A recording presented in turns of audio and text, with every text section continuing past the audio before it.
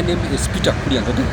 I'm a professional weather forecaster in Kenya, and my area in this profession is to give the appropriate timely weather forecasting in Kenya and even abroad.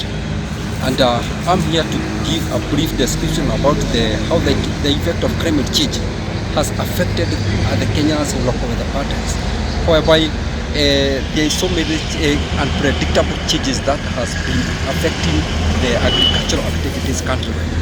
Whereby if compared to the previous back years, the time when we were expecting maybe that the rainfall to be expected at a particular date, maybe they will come in either late or earlier than expected. And if the rains will come earlier than expected, they won't last for long.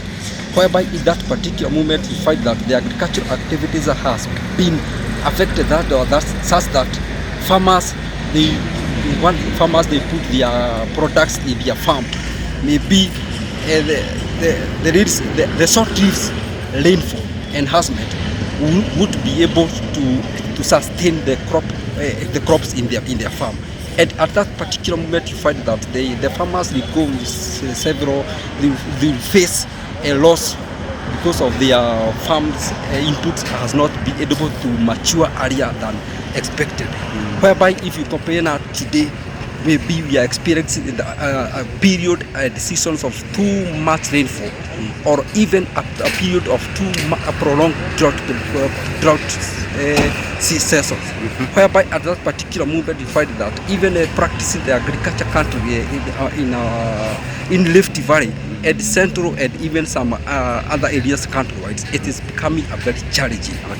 Yes, very challenging. Yeah. And in that particular moment, me as a weather forecaster, I'm here and I'm really doing what I'm usually do to help farmers to giving the appropriate timeline on when the rainfall will be onset in rainy seasons. And at that particular moment, I usually give also the amount of rainfall will be enhancement, whereby I usually guide the farmers. Maybe they do the short-lived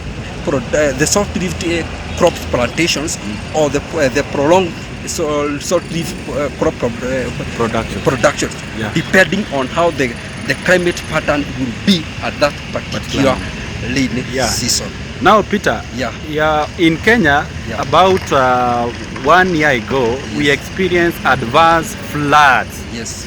I don't think, or was it predicted? And if it was predicted, what was your advice to the farmers in regards to the floods? Yes. Okay, back in the year 2023-2024, we had a season of El Nino, whereby that El Nino was predictable. The models that usually predict weather and even the long-term prediction of climate is that we had an El Nino between 2023 and 2024, and that's the reason why in the 2024 we had a prolonged rainfall and flooding that occurred countrywide, only just because of that El Nino that we had at that particular season. Thank you so much. And which technology do you use to predict weather? The current technology I use the technology which is the computer models, which involve the simulations at the global atmospheric response, whereby those models they simulate the atmosphere, the global temperature, the oceanic heat waves, and even the water circulation globally, whereby they usually now help me to know and predict how the climate and weather will be at a particular season, countrywide or regional weather forecasting, depending on how the climate and conditions will be. What can you comment on the difference between the technology you are using and the technology which were used maybe in the past, like 10 to 15 years ago? Okay, the technology that I'm currently using right now it is more advanced than previous one, because as per currently now we are using an AI, and we are using an AI which is a global technology which is more accurate for weather forecasting.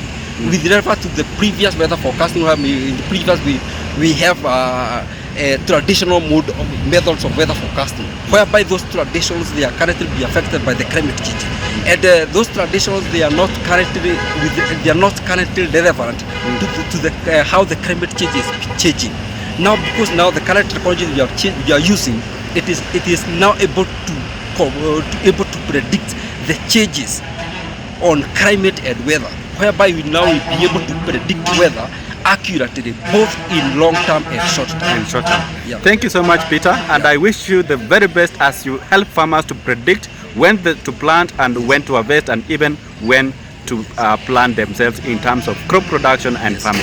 Thank you so much. Thank you so much. Yeah.